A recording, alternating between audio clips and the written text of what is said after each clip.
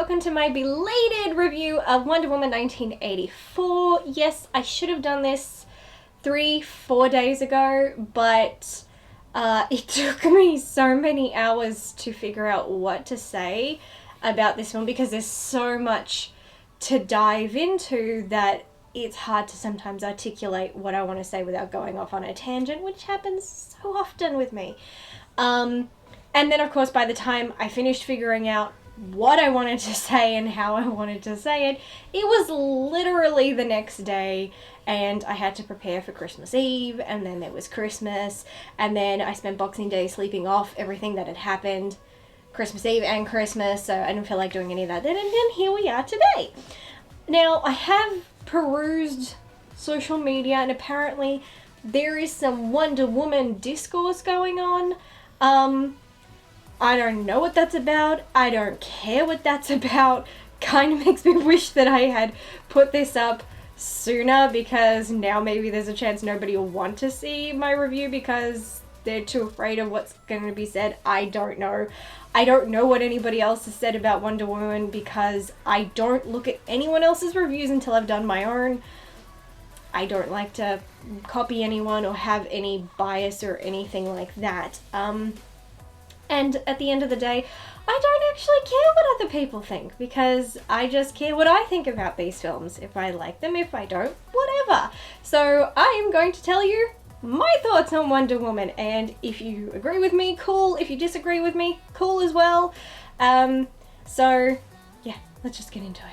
Wonder Woman 1984 is a 2020 American superhero film based on the DC Comics character Wonder Woman. It is the sequel to 2017's Wonder Woman and the 9th installment in the DC Extended Universe. Directed by Patty Jenkins with a screenplay by Jenkins, Geoff Johns, and David Callahan from a story by Jenkins and Johns, we fast forward to the 1980s as Wonder Woman's next big screen adventure finds her facing two all-new foes, Max Lord and the Cheetah. Let's get to the crux of things. Did I love this movie? Absolutely. I absolutely love this movie. This film does so much justice to Wonder Woman and her personality and gives her so much growth that I could not have been happier, but sadly I do find myself having more cons towards the sequel than I did with the first. But I want to stress that while I had cons, and I will explain them, I don't think they ruined my overall enjoyment of the film. They certainly didn't ruin the character of Wonder Woman for me, her legacy, or the film's universe. So before I get into those cons, let's continue with the positives. Such as, like I said, Wonder Woman's growth. We establish things about her past and her origins while still moving the character forward. Her arsenal has increased and so have her abilities and talents. During the trailer, I thought I saw a hint at something from the comics, TV series, and animation, but then after another trailer believed I was wrong. Now I know I was actually right. But the how it happened, I think, was amazing. I'm unsure if it was as depicted in the comics, but the fact it ties into Wonder Woman's character and origins and 100% makes sense to who and what she is, I thought was brilliant and exceptionally clever and really does add layers to her. This is the weakest and most vulnerable we've ever seen our superhero, and I loved it. It's great to see superheroes stripped of what makes them super and be more on our level, because it's in those moments we see that what makes them super isn't their powers at all, it's the values they stand for and uphold at all times. Wonder Woman stands for love and kindness and truth, and if you take away the powers and the weapons, she still has those values and you can still fight for them. You don't need super strength to show kindness, and that goes into a lot of what she does. Wonder Woman doesn't like to kill, especially not humans. I mean, Ares is a whole other kettle of fish. She finds a way to reach inside them and find that ounce of good and bring it to the surface. She gives people a chance to be better.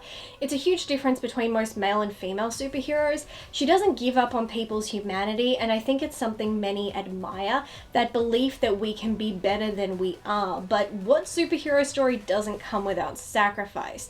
In her first film, her sacrifice was leaving her home and family to save the world. In this film, she's forced to make another, maybe even more painful sacrifice for the greater good, the burden all superheroes must bear, and I think in this film they really knew how to build it up and make the audience feel Diana's pain, and it sure got me crying. Cried so many times I soaked my damn mask.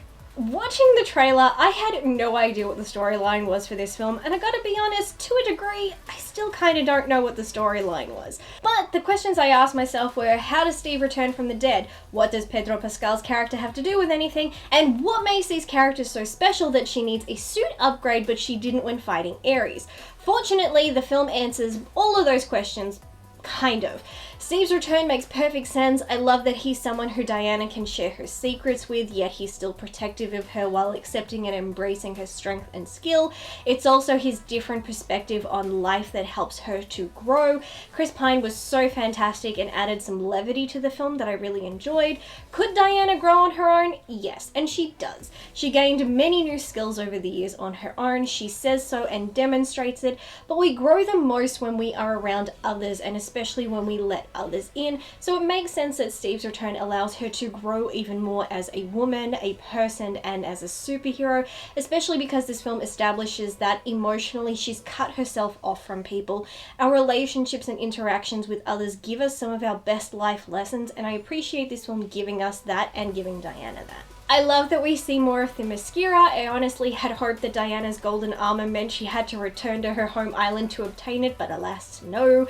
I'm still just waiting for the film where Diana gets to be reunited with her mother and see her home again. I hope I do get it at some point. I know I'll wait the day it happens.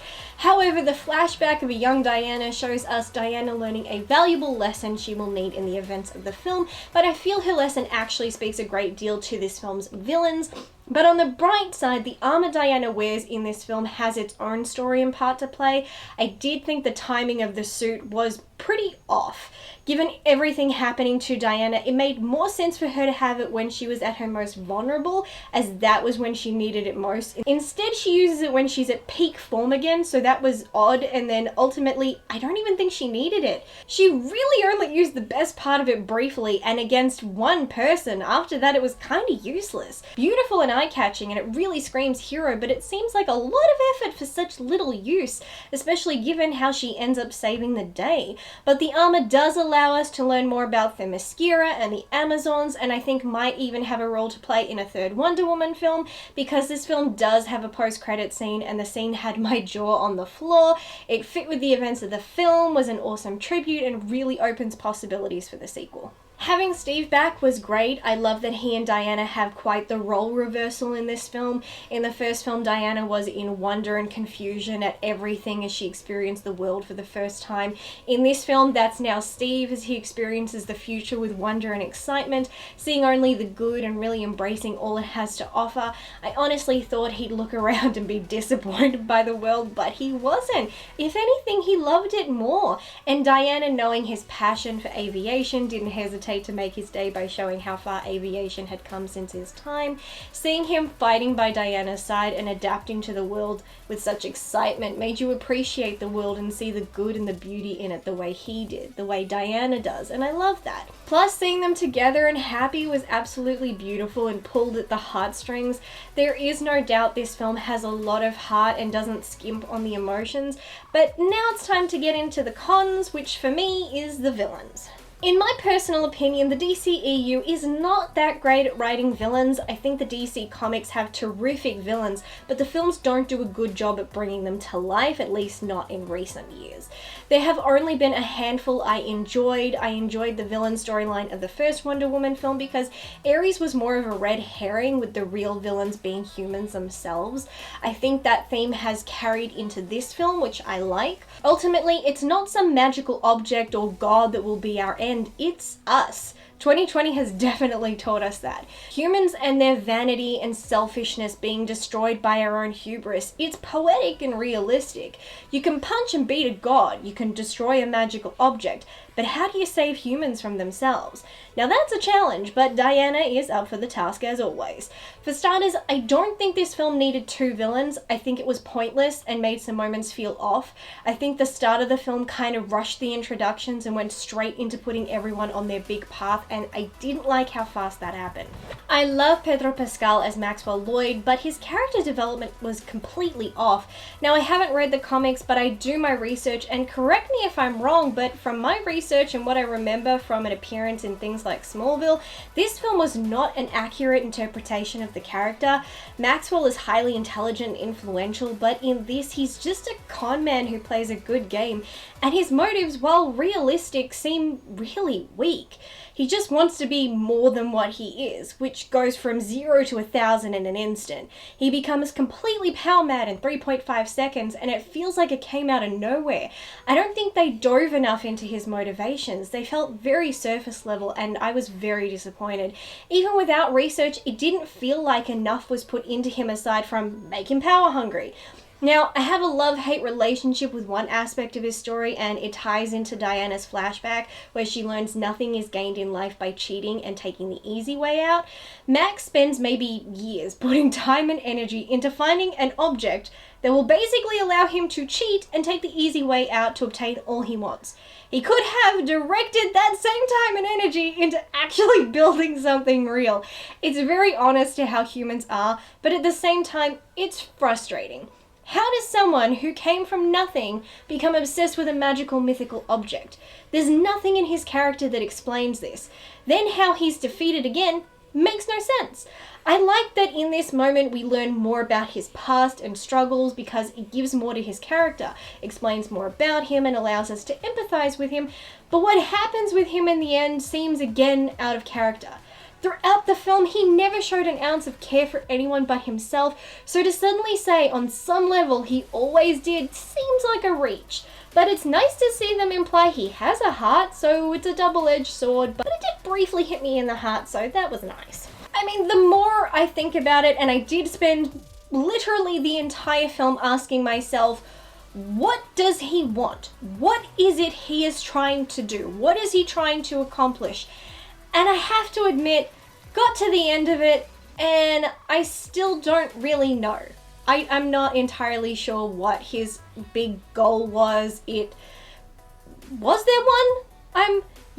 I'm very confused when it comes to him. He was but is he my biggest issue? No, not really. Barbara Ann Minerva, aka Cheetah, was by far my biggest disappointment. I'm not actually sure if this is a spoiler or not. Again, I did research on the Cheetah character before the film to have some idea of what I might be in for. I looked up the incarnations of the Cheetah character and the many origins of Barbara, and I was surprised and disappointed to see they used none of them. Her name is accurate. Her education and titles are correct. The Cheetah part is technically correct, but that's kind of it. Her background and how she becomes Cheetah are all made up for this film, and honestly, they're not good. Cheetah is meant to be Wonder Woman's arch enemy, and in this film, she felt like a secondary villain. Scratch that. She was a secondary villain at best, and one with no motivations at all. The comic character is jealous of Diana, but jealous because she's used to getting everything, and Diana has something she wants but can't have, and she hates her for it, at least in one incarnation, and that leads to that angry form of jealousy. In this, Barbara's jealousy is completely misguided. She learns a bit about Diana, but without context, makes an assumption and becomes jealous of that assumption. She's petty. Her becoming a Cheetah woman actually makes no sense at all. How she goes from socially awkward brainiac to an apex predator felt like an afterthought completely. Don't get me wrong, Kristen Wiig performed her wonderfully. Not a single performance in this film was bad in my opinion, but the character wasn't good.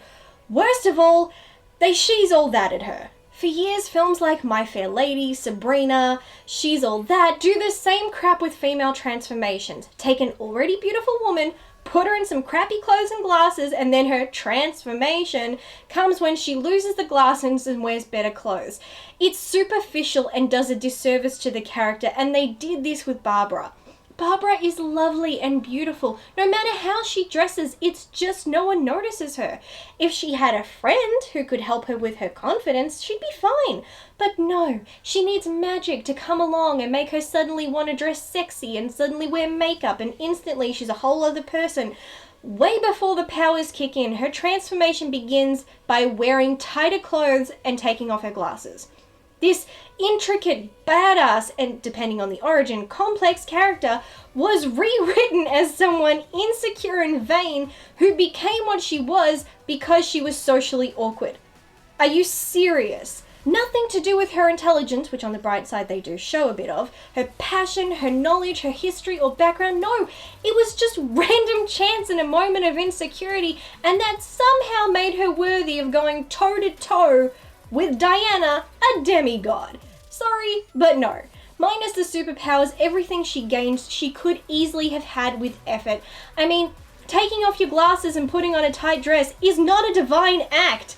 But she cheats and takes the easy way. Why work on yourself when magic can do it for you? I like how this film starts off with female empowerment and women helping women and a brief addressing of sexual harassment, but then it goes too far. It gets to a point where there is a scene where Barbara is running and not one, not two, not three, but maybe 4 or 5 guys make pervy comments. That is insanely excessive. Plus, we already had this scene happen. We didn't need a redo or to have it become so over the top. It was at that point kind of taking the piss. I think we could have kept the last pervy interaction, as that was kind of a cathartic moment for Barbara where the hunted becomes the huntress, and I like that. But we didn't need the 20 guys before it, and it happens a couple times in the movie, not just to her but Diana as well, and it wasn't necessary. You made your point in one single scene. Should have left it at that. Another issue with Barbara is that every other character who was affected by the subject of the story, which is still a bit iffy, was left with a high price to pay, but she wasn't.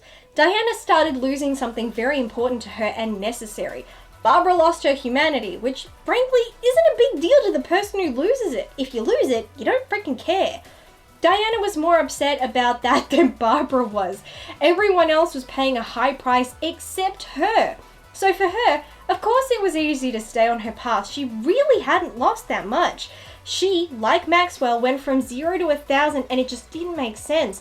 It was fun watching her kick ass, but it didn't work. Again, had I not read about the character, I'd still have these issues.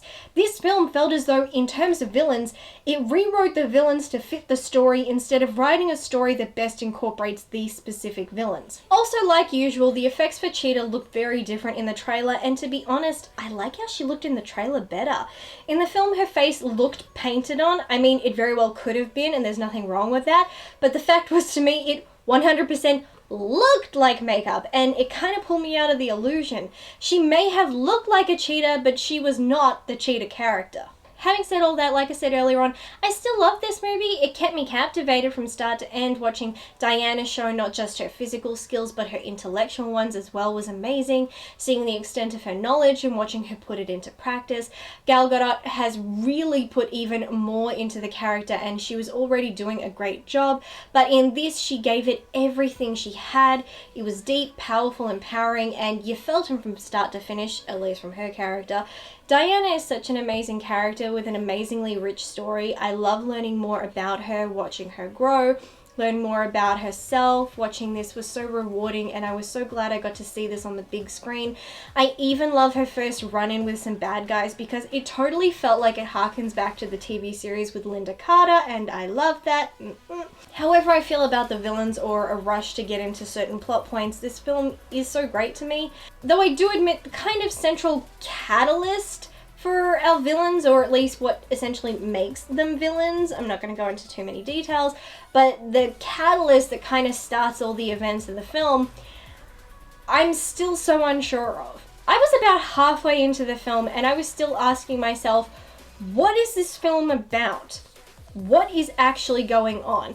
And we kind of started to get somewhere where we were kind of given some backstory on this object and a little bit about its origins, but it was kind of over in a flash, and I ended up very confused. So while I got a couple of nuggets of answers, I still, by the end of it, didn't really know what the story was.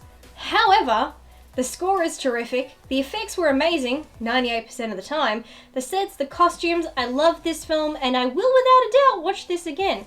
I have to say again, that post-credit scene had me in awe. It had me feeling so many different emotions, and all of them were good, and like the first film, this made me excited for Wonder Woman's future. This film is really a double-edged sword because I was so excited and feeling a million different emotions, and I really was glued to the screen at all times. And whenever we're watching things to do with Diana, I was loving every minute. But as soon as the focus was on our villains, I was getting really annoyed because I just had no idea what was going on. Nothing about them made any sense. See, but Barbara, like I said, she's the worst. Max pretty much had nothing going on for him, but what Barbara had going on was just stupid, in my opinion. I can't understand how you go from, I'm kind of awkward for no reason and I have no friends for reasons that we do not know and make no sense, and you go from, I want to be Diana, to I'm now a cold-hearted bitch, to I now want to be an apex predator, which somehow means cheetah. Like, the only reference we get to cheetahs is she compliments Diana's shoes, which were cheetah print. Somehow, that equates to her later on wearing a cheetah print skirt, which again is kind of the I want to be Diana thing that's embodying that. So okay, symmetry, give you that. But how the fuck does that turn into I'm a cheetah? Oh my god. Like, I was waiting for, like, her to cut her finger on a cursed dagger or something, you know, and then take on the cheetah curse and all this shit and blame Diana and go on all this stuff, and then I'm actually watching it and I'm like, what the fuck is happening? It just didn't make any sense. And yeah, like I said, we had one good scene that indicated, you know, addressed sexual harassment, addressed women helping women. That one scene was enough. But you ruined it by having all those scenes where it's like 50 different men hitting on Wonder Woman, and then all these guys trying to get pervy with freaking Barbara, and I'm like, oh my god, just stop it. It was counterproductive. So yeah, it's like I said, it's a mixed bag. To have these moments where I'm crying and I'm loving seeing Diana's powers grow and her learning new things about herself, and I'm loving the connections to other characters, and I'm loving the references to characters from the first film, and I'm loving the fact that little bit of continuity is that there's no sword or shield, which I'm glad about, because we saw, you know, them basically get destroyed or go missing in the first film, so they shouldn't be in this one, so I'm glad that they weren't. So every time, everything with Diana, I'm like, yay! Everything else, well, and Steve. Steve is good. So Diana and Steve, happy me. Villains over there, I'm like, boo. And yet I would still definitely watch this again. It has enough of what I want to keep me coming back, but I imagine the more I watch it, the more I'm going to start hating those other characters. I can't help myself. So if the discourse that's going on the internet has anything to do with that, I completely understand. I completely relate to it. But this was also my first film back at the cinema. I hadn't seen anything at the cinema since Bloodshot in February. And so this being my first film back, I was really happy. This was pretty great. It was a completely packed cinema, which was stupid because social distancing rules say we're meant to keep X seats apart. But there was nothing in the computer system when booking tickets online that actually, like, blocked seats from being picked, so everybody was packed close together. But on the bright side, 8 out of 10 people were wearing masks, so including me. I spent 3 hours wearing my mask and it was fine. It was completely soaked from my tears by the end of it, but it was fine. So anyway, those are my thoughts on Wonder Woman 1984. Be sure to comment down below, share your thoughts on Wonder Woman. Do you agree with me? Do you disagree with me? Are you somewhere in the middle? Or if you just like this video, you can just say, I like this video. I always love some feedback. That is it. Thank you, as always, to my amazing patrons. I did have a couple of videos I was meant to make for Patreon this month, but scheduling conflicts happened and they didn't get made, so I will endeavor to rectify that all soon. New Year's is just around the corner, so I hope everybody has a very, very, very happy New Year, and please, for the love of God, let 2021 be better. So until next time, guys, bye!